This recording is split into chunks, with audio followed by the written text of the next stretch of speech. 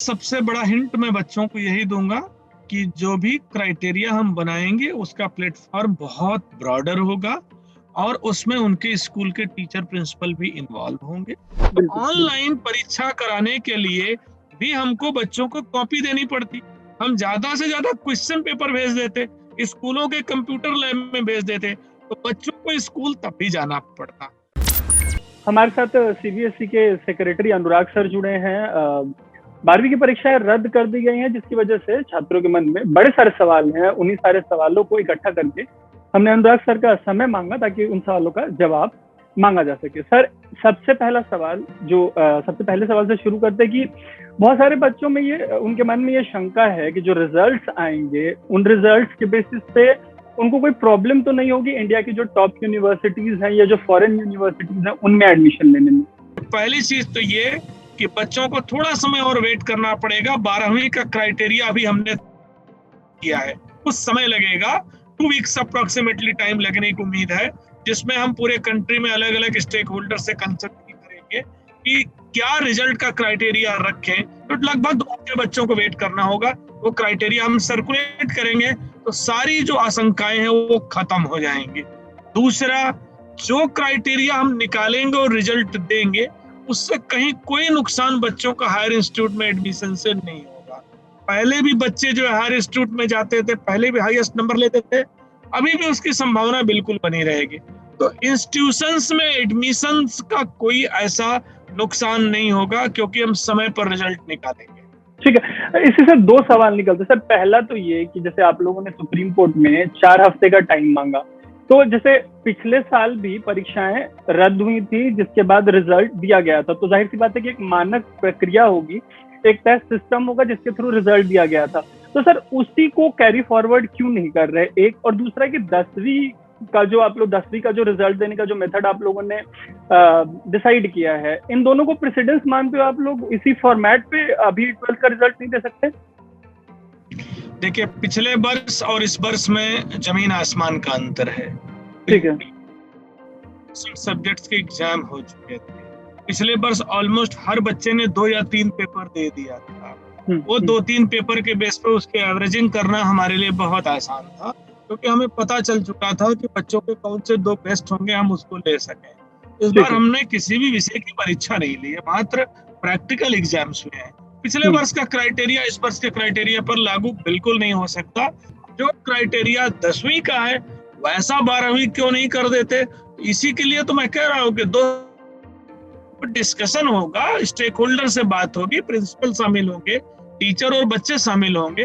कोई भी चीज ऐसा निर्णय नहीं लिया जा सकता जिसकी आलोचना और जिसका नुकसान बच्चों। आपने साल भर मेहनत से पढ़ाई की है, ऑनलाइन पढ़ाई की है, एक्टिविटी प्रोजेक्ट किया है, सारे रिकॉर्ड आपके स्कूल में आपके टीचर के पास हैं। स्कूल लेवल पर 10th की कमेटी बनी है जो डाटा अपलोड करेगी। 12th में कैसे बनाएंगे उसका कुछ समय बाद हम बता देंगे। इसकी चर्चा हो रही है कि इन बच्चों को प्रमोटेड बच्चे बुलाया जाएगा, और जब इनको प्रमोटेड बच्चे बुलाया जाएगा तो जो बड़ी यूनिवर्सिटीज हैं या जो खासतौर पर जो फॉरेन यूनिवर्सिटीज हैं वो शायद इनको ना लें, वहां एडमिशन में इनको काफी दिक्कत हो।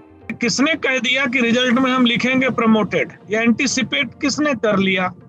और अगर ये हो जाएगा तो ये हो जाएगा। यही तो मैं बार बार मना कर रहा हूँ कि हमें इस तरह की बातों को बच्चों के बीच सर्कुलेट नहीं करना चाहिए। सवाल ये है कि मान लीजिए अगेन वापस ऐसी स्थिति, अगर मतलब हाइपोथेटिकली अगर ऐसी सिचुएशन आती है कि बच्चों को कहते हैं कि तुम्हारा एग्जाम नहीं हुआ और तुम्हारा एग्जाम नहीं होने की वजह से जो भी क्राइटेरिया रहो असेसमेंट का वो हमारी यूनिवर्सिटी में फुलफिल नहीं होता, तो इसके लिए सीबीएसई या मिनिस्ट्री ने कोई रास्ता सोचा है सर? देखिए, हम भारत के निवासी हैं और भारत के अधिकतर बोर्ड ऐसे हैं जो परीक्षा नहीं कर पा रहे हैं। हमारे ही भारत में यूजीसी है और हायर यूनिवर्सिटीज और कॉलेजेज है, उनको भी कोविड सिचुएशन मालूम है। वो भी बच्चों के साथ फ्रेंडली बिहेव करते हैं, उनको भी पता है कि क्या क्राइटेरिया होगा एडमिशन लेने का। तो कोई भी ऐसा निर्णय वो नहीं लेंगे जो बच्चों का अगेंस्ट जाएगा, क्योंकि ये निर्णय भी सोच समझ करके लिया गया है। जहां तक फॉरेन इंस्टीट्यूट में एडमिशन की बात है, फॉरेन के बहुत सारे बोर्ड भी एग्जाम्स पोस्टपोन कर रहे हैं, बहुत सारे जगहों पर परीक्षाएं नहीं हो पा रही हर जगह।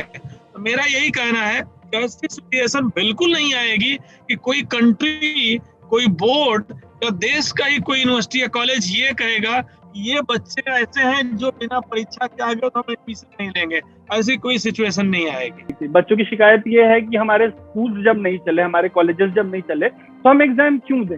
आपको लगता है सर कि 1.5 साल डाउन द लाइन हम मतलब ब्लेंडेड लर्निंग के टुवर्ड्स बढ़ पाए हैं या नहीं बढ़ पाए? तो this is the high time कि हम उस डायरेक्शन में तेजी से कदम बढ़ाएं। ब्लेंडेड लर्निंग बड़ी क्लैरिटी के साथ मैं बता रहा हूँ कि हुई है, और जब तक कोविड की सिचुएशन होगी आगे भी ये जारी रहेगी। अब आपके दूसरे प्रश्न पर आता हूँ कि जब ऑनलाइन पढ़ाई हुई तो एग्जाम क्यों लिया जाए। मैं फिर आपसे वही कह रहा हूँ बार बार, मैंने ये बिल्कुल नहीं बोला एग्जाम जरूर, ये मैं नहीं कह रहा। मैंने तकरीबन दर्जनों बच्चों से बात की थी, मैंने DU के VC से बात की थी, मैंने जामिया के जो प्रॉक्टर हैं उनसे बात की थी, IIMC में एक प्रोफेसर हैं, ऐसे बड़े सारे लोगों से बात की थी, उन्होंने बड़े सारे सुझाव दिए।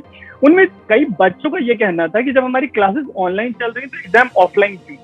उसी में ये भी सवाल उठ रहा था कि शिक्षा मंत्रालय ने जो ब्लेंडेड लर्निंग की बात कही थी उसको बहुत ज्यादा काम नहीं हो पाया क्योंकि फिजिकल क्लासेस बिल्कुल ही नहीं चल पाई। उस डायरेक्शन में मतलब कुछ चर्निंग हो रही है सर, कुछ सोच रहे हैं आप लोग? ऑनलाइन परीक्षा कराने के लिए भी हमको बच्चों को कॉपी देनी पड़ती, हम ज्यादा से ज्यादा क्वेश्चन पेपर भेज देते, स्कूलों के कंप्यूटर लैब में भेज देते, तो बच्चों को स्कूल तब भी जाना पड़ता। तो हमारे लिए ज्यादा बेटर स्थिति यही थी कि अभी हम उस प्रक्रिया में चले और कोविड के समय में कोई नया खतरा बच्चों को ना दे, कोई नया टेंशन ना दे, कोई नया प्रयोग ना करें। एक समस्या से बच्चे निपटे नहीं कि दूसरी समस्या शुरू कर दे, इसलिए हमने ऑफलाइन का विकल्प रखा था। हाँ, बहुत सारे असेसमेंट के तरीके आगे होंगे, ये मान के चलिए कि कोविड पूरी दुनिया को बदल रहा है। बहुत सारे असेसमेंट के तरीके होंगे, इंटरनल असेसमेंट की वैल्यू बढ़ेगी, प्रोजेक्ट एक्टिविटीज की वैल्यू बढ़ेगी, 360 डिग्री रिव्यू असेसमेंट की वैल्यू बढ़ेगी, बच्चों के जो प्री बोर्ड हो रहे हैं, मिड टर्म हो रहे हैं, यूनिट टेस्ट हो रहे हैं, उनकी भी वैल्यू और सेंसिटिविटी बढ़ेगी। तो बहुत सारी चीजें, ये बदलाव आने वाले समय में आएगा। सर कोई हिंट ड्रॉप करेंगे, थोड़ी राहत मिले बच्चों को? अगर एक हिंट ड्रॉप कर दे कुछ ऐसा होगा या वैसा होगा, एक हिंट सर प्लीज। सबसे बड़ा हिंट मैं बच्चों को यही दूंगा कि जो भी क्राइटेरिया हम बनाएंगे उसका प्लेटफॉर्म बहुत ब्रॉडर होगा और उसमें उनके स्कूल के टीचर प्रिंसिपल भी इन्वॉल्व होंगे। बच्चों का जो भी मार्क्स प्रपोज होंगे उनकी एक्चुअल परफॉर्मेंस के आसपास होगा। हम ट्राई करेंगे कि हम 100% एक्यूरेसी के साथ दें। फिर भी अगर किसी को असंतुष्टि होगी तो वो बोर्ड एग्जाम बाद में आफ्टर कोविड देने के लिए स्वतंत्र होगा। Thank you so much. इतने ऐसे मतलब टफ स्पॉट में सुबह से आप सबको एंटरटेन कर रहे हैं, आपने हमें काफी लंबा टाइम दिया। आई अज्यूम कि मैंने मतलब रिजल्ट के इन एंड अराउंड भी कुछ बातें ऐसी हैं जिनसे बच्चों को तसल्ली मिलेगी। Thank you so much. ये थे मेरे साथ CBSE के सेक्रेटरी अनुराग सर। उम्मीद है कि इस बातचीत से आप लोगों को इंसाइट मिली होगी काफी सारी। आप देख रहे हैं अनकट, मेरा नाम है Tarun. Thank you sir, thank you so much.